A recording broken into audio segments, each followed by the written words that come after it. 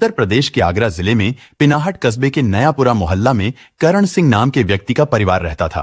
करण सिंह सूरत में एक साड़ी फैक्ट्री में नौकरी करता था। करण सिंह के परिवार में पत्नी यशोदा के अलावा 2 बच्चे थे।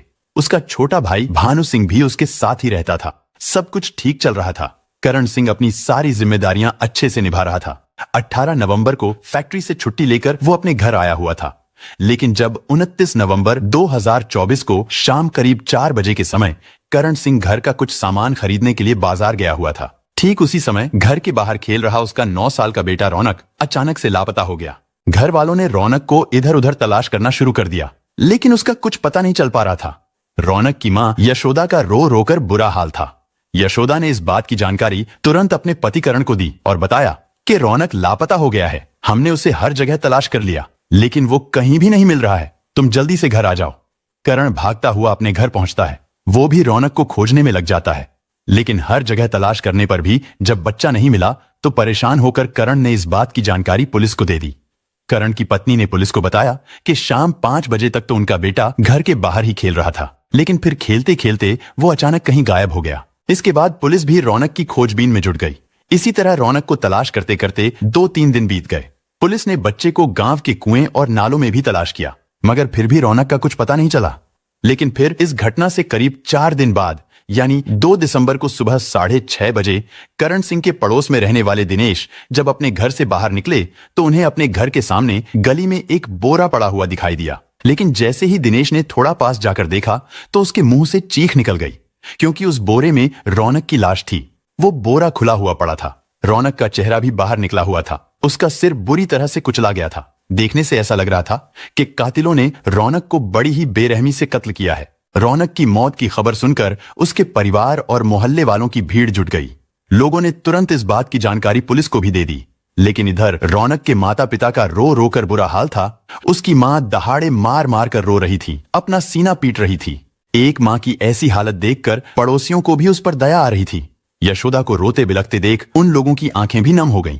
इधर पुलिस ने मामले की गंभीरता को देखते हुए फॉरेंसिक टीम को भी घटनास्थल पर बुला लिया था।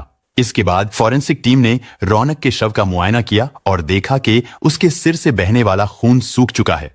साथ ही पुलिस ने देखा कि उसके शरीर पर करब के पत्ते भी चिपके हुए हैं। उन पत्तों से पुलिस को कुछ शक हुआ। असल में गांव के लोग अक्सर झाड़ियों को काटकर सूखने के लिए छतों पर रख देते हैं, जिन्हें सूख जाने पर वो लोग खाना बनाने के लिए जलाने में इस्तेमाल करते हैं। इसके बाद पुलिस ने आसपास रहने वाले लोगों के घरों और छतों की छानबीन करनी शुरू की। पुलिस ने सारा इलाका छान मारा, लेकिन कहीं भी पुलिस को करब के पत्ते या इस घटना से जुड़ा कोई भी सुराग नहीं मिल रहा था। लेकिन फिर पुलिस ने अंदाजा लगाया कि रौनक का शव जिस गली में मिला था वो गली तो उनके घर के ठीक पीछे है। इस बात से तुरंत पुलिस का माथा ठनका। इसके बाद पुलिस रौनक के पिता करण के घर की जांच करने में जुट जाती है और जब पुलिस वाले उनकी छत पर पहुंचे तो उन्हें वहां पर वैसे ही करब के पत्तों का ढेर नजर आया जैसे करब के पत्ते रौनक के शरीर पर चिपके हुए थे। जांच के दौरान पुलिस को करण के घर की छत और सीढ़ियों पर भी खून के निशान मिले, जिन्हें साफ करने की कोशिश की गई थी। इसके बाद पुलिस का शक घर वालों पर ही गहरा गया। उन्हें लगने लगा था कि कहीं ना कहीं ये मामला यहीं से शुरू होकर यहीं पर खत्म किया गया है, यानी इस कत्ल में जरूर कोई घर का ही व्यक्ति शामिल है। और जब पुलिस ने घर के सभी कमरों की तलाशी ली तो उन्हें करण के भाई भानु के कमरे में रौनक का एक बनियान मिला जो खून से सना हुआ था।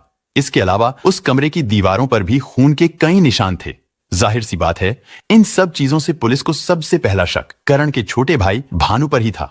इसके बाद पुलिस ने रौनक के चाचा भानु को शक के आधार पर अरेस्ट कर लिया और उससे पूछताछ की गई।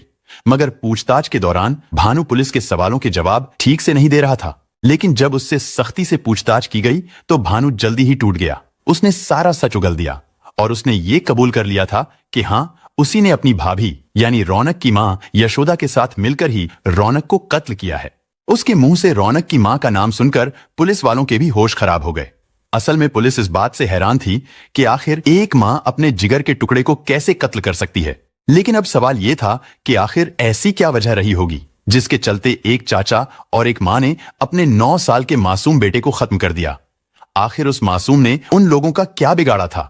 इन सब बातों का पता लगाने के लिए जब पुलिस ने भानु के फोन को खंगाला तो उसके फोन की गैलरी में रौनक की मां यशोदा और उसके चाचा भानु की कुछ आपत्तिजनक फोटो और वीडियो मिले, जिससे इस कत्ल की पूरी तस्वीर तो साफ हो गई थी। लेकिन अब यह भी जानना जरूरी था कि आखिर ऐसा क्या हो गया था जिसकी वजह से अचानक ही एक मां को अपने बेटे का कत्ल करवाना पड़ा। और जब इस बारे में उन दोनों से पूछताछ की गई तो भानु ने बताया कि उसका बड़ा भाई करण सूरत में साड़ियों के कारखाने में काम करता था, इसलिए वो अक्सर सूरत में ही रहता था। उसी दौरान भानु की अपनी भाभी यशोदा के साथ प्रेम संबंध बन गए थे। उन दोनों के बीच सारी मर्यादाएं टूट चुकी थीं। भानु ने बताया कि वो दोनों पति पत्नी की तरह ही रहते थे, लेकिन जब उसका भाई करण घर आता था तब वो दोनों थोड़ा दूरी बना लेते थे। हालांकि भाभी मां समान मानी जाती है, लेकिन इन दोनों के लिए मां समान नहीं थी। वो दोनों तो पति पत्नी की तरह रहते थे। भानु ने आगे बताया कि 18 नवंबर को उसका भाई करण काम से छुट्टी लेकर घर आया हुआ था। इसके बाद 29 नवंबर यानी घटना वाले दिन उसका भाई करण घर का सामान लेने बाजार चला गया।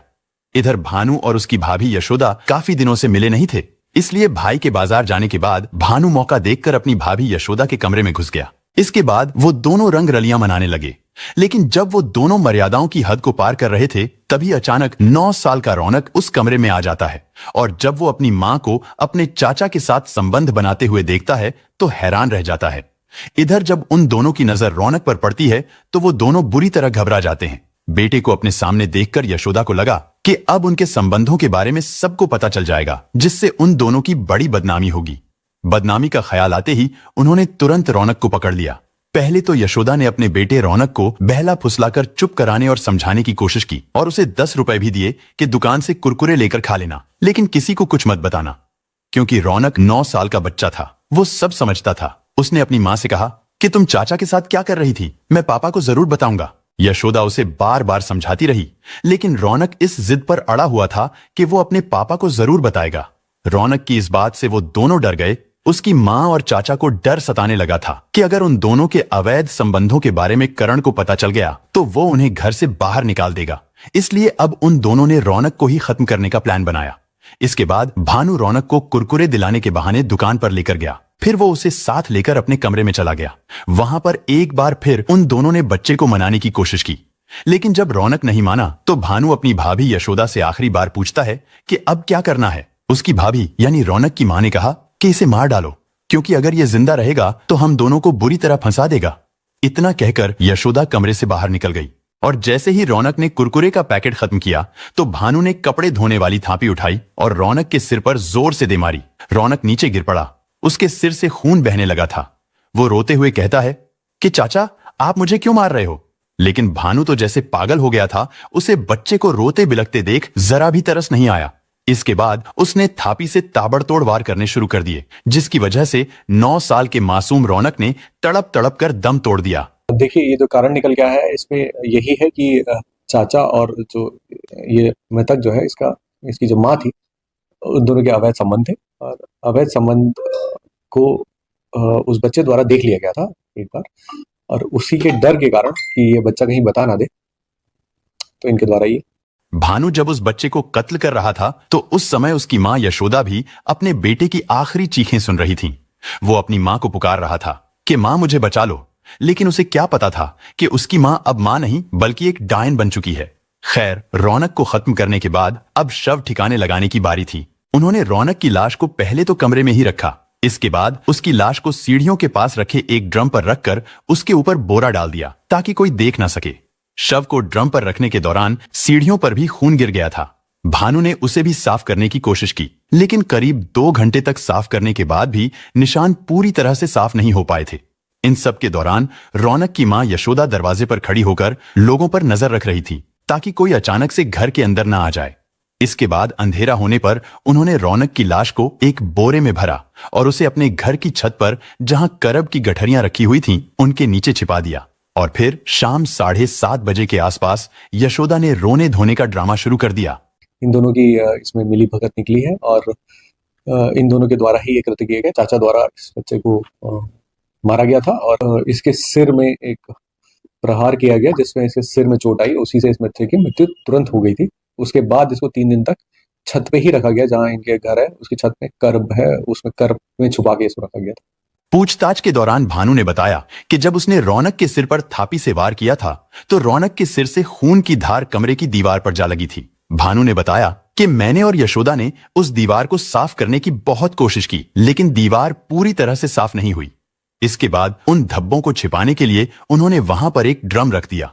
लाश को छत पर छिपाने के बाद उन्होंने सोचा था कि मौका देखकर रौनक की लाश को पड़ोस में ही रहने वाले अपने एक रिश्तेदार के घर फेंक देंगे, क्योंकि उन लोगों के साथ उनकी पहले से ही रंजिश चल रही थी। इसलिए उन्होंने सोचा था कि उनके घर शव मिलने से पड़ोसियों का शक भी उनके रिश्तेदारों पर ही जाएगा, क्योंकि पड़ोसी जानते थे कि उन दोनों परिवारों में कई सालों से रंजिश चली आ रही है। इसको लेकर उन्होंने अपहरण की कहानी भी घड़ ली थी, लेकिन शव को रिश्तेदार के घर फेंकने का उन्हें मौका ही नहीं मिल पाया था। भानु ने बताया कि अपने भतीजे रौनक को कत्ल करने के बाद 3 दिन तक उन्होंने उसकी लाश को घर की छत पर ही छिपाए रखा।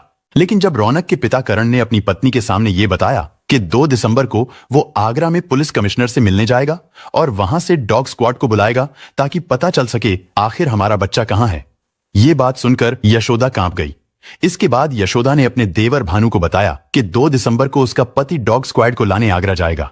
क्योंकि रौनक का शव अभी तक छत पर ही रखा था, इसलिए वो दोनों डर गए। उन दोनों ने प्लान बनाया कि आज रात को कैसे भी करके रौनक का शव घर से बाहर निकालना है, क्योंकि अगर पुलिस ने लाश उनके घर से ही बरामद कर ली तो सबसे पहला शक उन पर ही जाएगा। इसलिए उन्होंने शव को फिर से ठिकाने लगाने का प्लान बनाया और फिर प्लान के अनुसार 1 दिसंबर को सुबह 4 बजे यशोदा मोबाइल चार्जिंग पर लगाने के बहाने घर से बाहर निकली।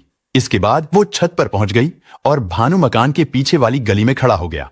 इसके बाद यशोदा ने अपने बेटे की लाश को रस्सी से बांधकर नीचे उतारा, जिसे गली में खड़े भानु ने पकड़ लिया और फिर यशोदा भी नीचे गली में आ गई। फिर उन्होंने बोरे का मुंह खोल दिया और रौनक की लाश को गली में ही छोड़कर वो लोग घर वापस आ गए। इसके बाद जब पड़ोसियों ने लाश देखी तो हड़कंप मच गया। अपने बच्चे के शव को देखकर उसकी मां यशोदा और चाचा भानु भी घर वालों के सामने रोने का नाटक करते रहे। वो दोनों दहाड़े मार मार कर रो रहे थे। पड़ोसियों का कहना था कि रौनक यशोदा का लाडला था। रौनक जब स्कूल से घर आता था तो वो अपनी मां से लिपट जाता था। वो 9 साल का हो चुका था, लेकिन अभी भी खाना वो अपनी मां के हाथों से ही खाता था। वो अपनी मां के बगैर कहीं नहीं जाता था, हर समय मां के आगे पीछे ही घूमता रहता था, क्योंकि उसके पिता तो अक्सर बाहर ही रहते थे, जिसकी वजह से रौनक के लिए उसकी मां ही सब कुछ थी। अगर वो किसी चीज की जिद करता तो उसकी मां उसे जरूर लाकर देती थी। लेकिन अचानक इस मां ने जो किया वो बहुत ही शर्मनाक था, क्योंकि पहले तो उसने रिश्तों की मर्यादा तोड़ी, इसके बाद इस डायन ने मां के नाम को भी कलंकित कर दिया। खैर, फिलहाल उन दोनों को अरेस्ट कर लिया गया है। पुलिस ने भानु के दिए गए बयान और सबूतों के आधार पर चार्जशीट तैयार करके उन्हें अदालत में पेश किया, जहां से उन दोनों को जेल भेज दिया गया। दोस्तों, इस घटना को सुनाने का उद्देश्य किसी का दिल दुखाना नहीं है, किसी को परेशान करना नहीं, बल्कि आपको जागरूक करना है, आपको सचेत करना है। दोस्तों, इस पूरी घटना के बारे में आपकी क्या राय है, कमेंट बॉक्स में जरूर बताएं। और अगर हमारी मेहनत पसंद आई हो तो इस वीडियो को लाइक करते हुए शेयर भी करें। अगर आपने अब तक चैनल को सब्सक्राइब नहीं किया है तो हमारे चैनल को सब्सक्राइब कर लीजिए। धन्यवाद।